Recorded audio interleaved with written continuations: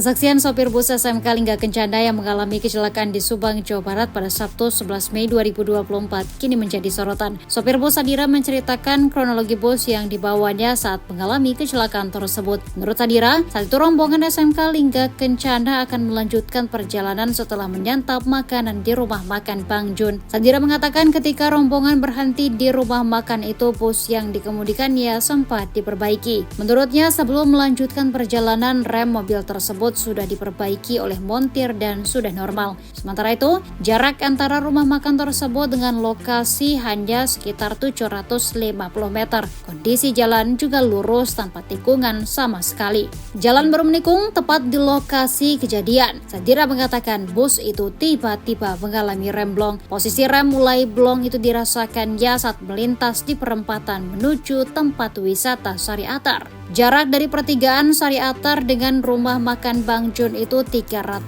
meter. Jarak dari pertigaan Sari Atar dengan rumah makan Bang Jun 300 meter. Sedangkan dari pertigaan Sari Atar ke lokasi kecelakaan maju sepanjang 400 meter. Dengan begitu, posisi sejak Sadira merasakan rem bus blong hingga terguling hanya sekitar 400 meter. Setelah mengetahui bahwa rem kendaraan yang dikemudikannya blong, Sadira mencari jalur penyelamat tapi tak ada. Apabila bus terus dibawanya dalam kondisi blong, ia khawatir hal itu akan mengakibatkan banyak korban. Atas dasar itu, ia memutuskan mengarahkan busnya ke kanan. Alhasil, kendaraan itu menyenggol Daihatsu Veroza dan dua motor. Ia memilih membuang bus ke arah kanan karena saat itu di depannya ada sekitar 5 motor. Namun, upayanya untuk meminimalisir jumlah korban justru gagal. Bus yang dengan sengaja ia tabrakan ke tiang listrik sebelah kanan tersebut malah membuat bus terguling dan terseret.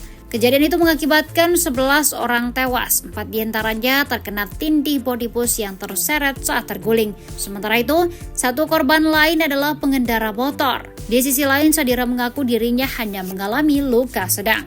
Kronologisnya pada saat saya habis makan sore di rumah makan Bang Jun, saya kan baru awal turun setelah perempatan Ciater itu hanya berhenti terus ngerem kan. Nah rem begitu mau personel mau saya masukin dulu nggak bisa masuk, nggak tahu angin atau habis.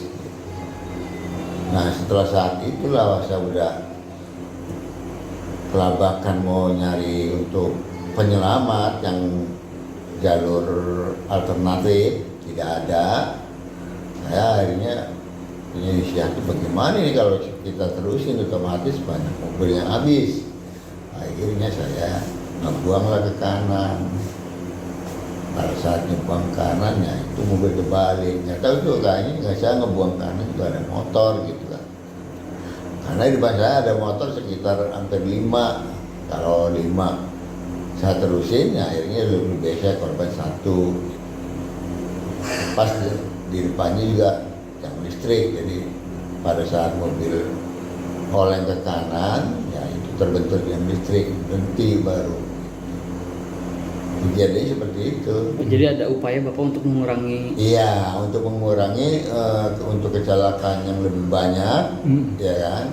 Nah, saya buanglah ke kanan karena saya lihat ada tiang listrik. Karena kalau saya terusin tidak ada jalur penyelamat lagi, setahu saya kalau di situ kan gitu. Pak, benar nggak sih waktu makan diingatkan untuk tidak melanjutkan perjalanan karena kondisi remnya yang kurang maksimal? Iya, pada saat itu saya sudah perbaiki, dari atas juga sudah setel rem gitu.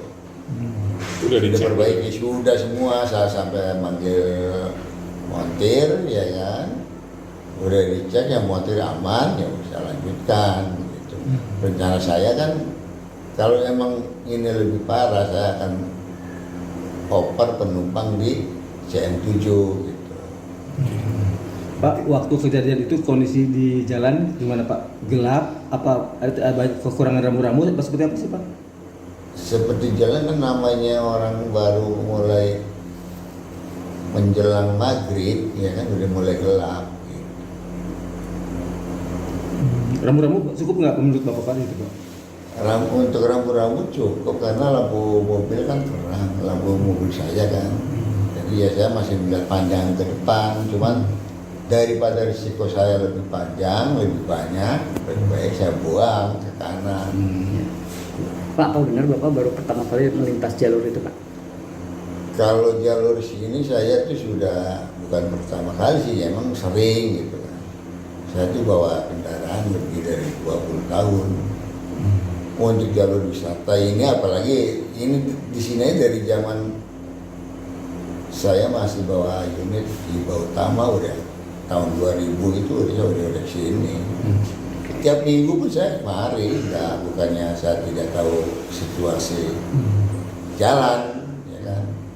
Cuma ya berhubung memang pada saat itu rem hilang angin, nah itulah saya sudah mulai nyari penyelamat gitu kan. Ya, baik.